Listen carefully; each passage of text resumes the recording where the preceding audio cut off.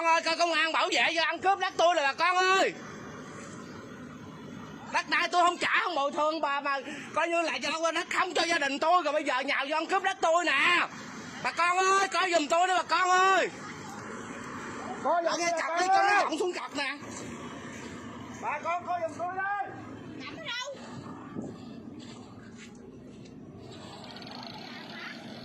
Nó ông tắt máy kìa. Ông tắt máy kìa. Ông tắt máy nha. Ông tắt máy rồi nha. Ông tắt máy. Anh nhìn thở máy đi. Đừng.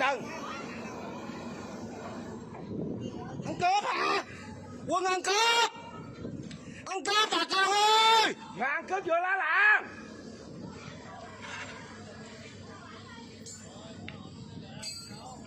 Ăn cướp bà con ơi. Công an bảo vệ cho dân ăn cướp.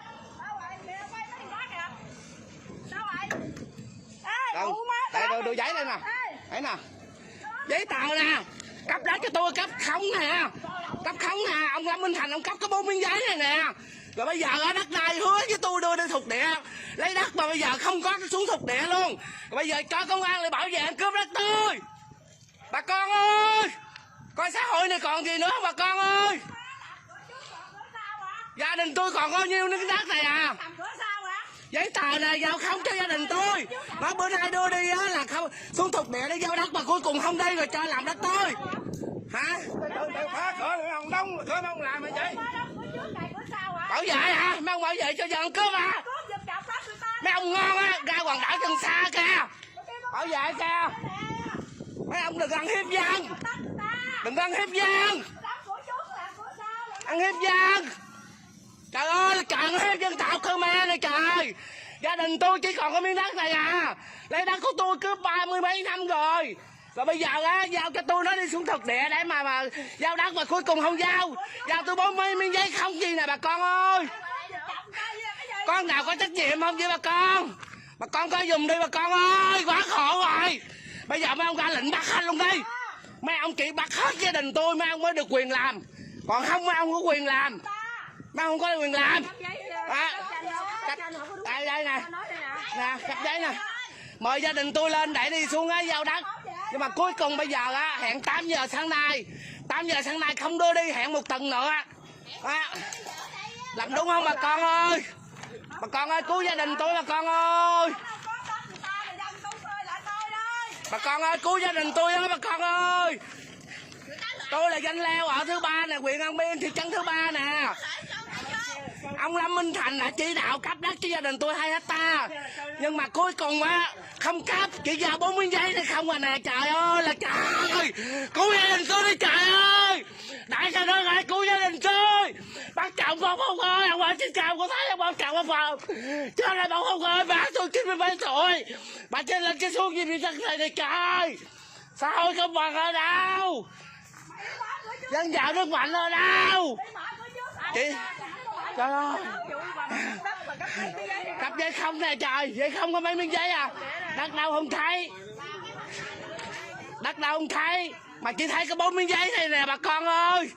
Đất đâu không thấy mà chỉ thấy có 4 miếng giấy này nè. Rồi Dung ăn cắp đất tôi. Cứu gia đình tôi bà con ơi. Ăn cướp ban ngày luôn bà con ơi. Cướp đêm là giặc, cướp ngày là quan.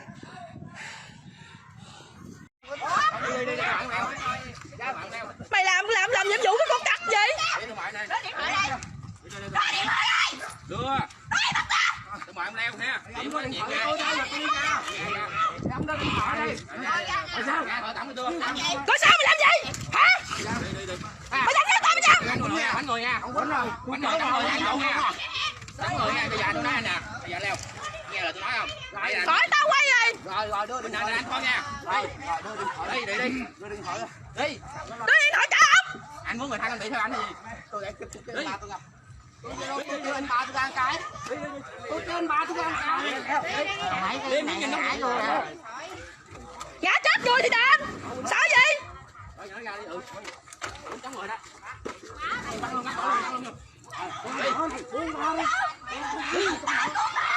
Đi không? Ông đi không? Nhìn nè.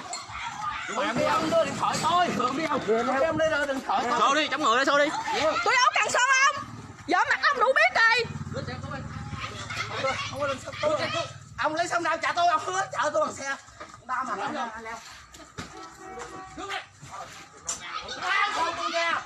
Nó sao quay lại được hết trơn rồi, quay lại được hết trơn rồi. Bây giờ mày trắng nè. Trốn chết đi, làm đám ma.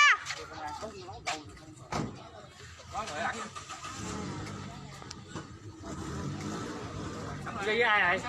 Hả? Dương công an, Dương công an. Dương. Mẹ không có vô. Ba kêu mẹ không vô. Mẹ đừng vô. Khỏi lo đâu, nó quýnh hết dân chổng kìa, quýnh ba chổng kìa, mẹ khỏi lo đâu. Quay lên hết rồi. Quay hết rồi.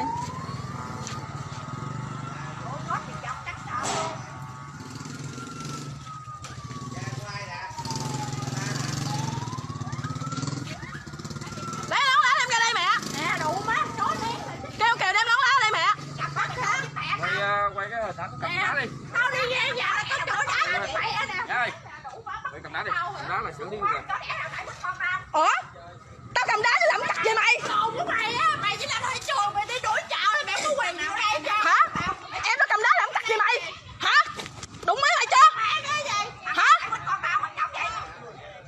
Hả? Thằng kia đi rồi.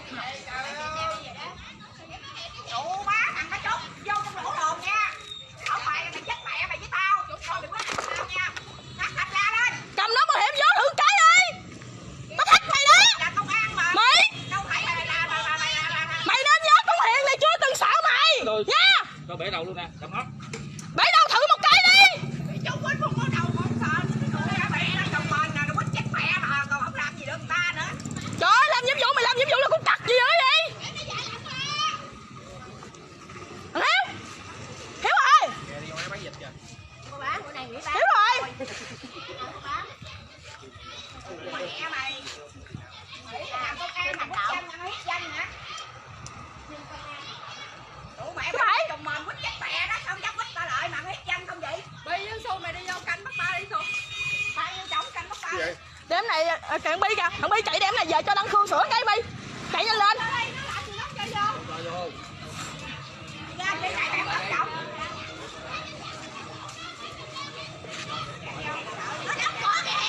Kệ nó đóng cửa đây, mình đi đường này. Trời, ăn bóp chụp chọc nhiều vậy trời. Đất của người ta mà dám ăn bóp chụp chọc. Làm công an gì mà kỳ vậy? Trạm đưa văn bản về không thực hiện thì xuống đo cho qua lo vậy thôi. Giấy tờ bản vẽ có rồi cũng không cấp giấy. Nói để báo cáo, tôi hỏi cho thằng Nghị là trưởng phòng của phòng tài nguyên môi trường huyện An Biên luôn. Nói là hỏi huyện, hỏi lên tỉnh là giờ mấy ổng có chỉnh đến thình cũng không biết làm sao. Vậy là không ai có trách nhiệm hết trơn hả? Gì đất tôi trả tôi đi. Đất tôi trả lại tôi không cần giải quyết cho tôi nữa. Đúng rồi đó, trả lại đi. Không giải quyết nha, là giờ bà này đi ra chỗ khác tôi. Quy định của pháp luật là chỉ dùng trong vòng 30 ngày, 45 ngày là phải giải quyết cho dứt điểm. Không phải có quyết định giải quyết. Đặng tôi tiếp tục tôi khiếu nại. Bây giờ từ ngày 25 tháng 1 tây cho đến bây giờ 5 tháng rồi. Quyện 5 tháng rồi, còn bao lâu nữa, đợi tới bao lâu nữa? Bây giờ quyện trả lời với anh tỉnh sao nè, anh nói quyện trả lời Quyện trả lời á, nói là báo cáo lên tỉnh rồi. Giờ chờ á bên Sở Tài nguyên á, trình chủ tịch tỉnh ông Lâm Minh Thành là ký qua rồi mới cấp được giấy. Rồi bây giờ tôi hỏi nữa thì nói bây giờ á không biết sao trình tỉnh đến thình. Rồi giờ không có gì trả lời tôi kia trả lời bằng văn bản tôi cũng không trả lời luôn. Đó. Rồi giờ 2 hectare đất kia á cấp cho tôi mà cấp đất của người khác đem lại cấp cho tôi, người ta lại tới nhà đòi chặt đầu tôi. Ông đòi chặt đầu tôi. Nhưng mà vẫn ra quyết định đi miết đúng không? Vẫn đòi ra quyết định mà chưa ra quyết định luôn, chỉ nói bằng miệng thôi đâu, 1-2 bữa nó ra quyết định, 1-2 bữa nó ra quyết định hoài vậy đó. Vậy anh hỏi. Dối dân lừa đảo như vừa thôi chứ. Bây giờ đất tôi trả tôi đi, khỏi quán đổi đất nào hết á. Đây tới 10 ngày mà nếu ấy là dọn Bây giờ dứt khoát không cho làm luôn, không cho làm cái gì bên đất tôi, tới đâu là tới. Không cho gửi đầu luôn. Thành chủ tịch tỉnh xuống nói đi. Bây giờ trả hay không trả? Bây giờ tận huyện An Biên không chấp hành rồi đó, không giải quyết rồi đó. Giờ đề nghị chủ tịch tỉnh lên tiếng đi. Đưa 2 hectare đất ruộng ở trong xã Đông Yên á, mà đất của người ta, đất tôi hàng chục tỷ, đất ở chỗ không đừng tỷ nữa. Giải quyết là giải quyết gì đó hả? Dối dân vừa đã vừa thôi chứ. Lấy đất của Hà Minh Chánh á. Cái đất Hà Minh Chánh nó cấp cho người khác, giờ Hà Minh Chánh đang thưa đó. Lại tới nhà đòi chặt đầu gia đình tôi. Làm gì chị đúng hay sai? Lấy đất của dân á thì kinh doanh này kinh doanh nhỏ. Còn á mà trả cho dân thì trả hoài trả nhiều. Mấy mày là đủ mẹ mấy lừa đảo. Lừa đảo. Lấy đất của dân cho thuê, cho cửa hàng thuê. Mở cửa luôn đi bố. 4 triệu. Mở ra luôn đi cho người ta nghe hết. Người ta thấy hết. Năm không biết bao nhiêu tiền, mấy chục năm nay rồi. Đi đẩy cửa ra.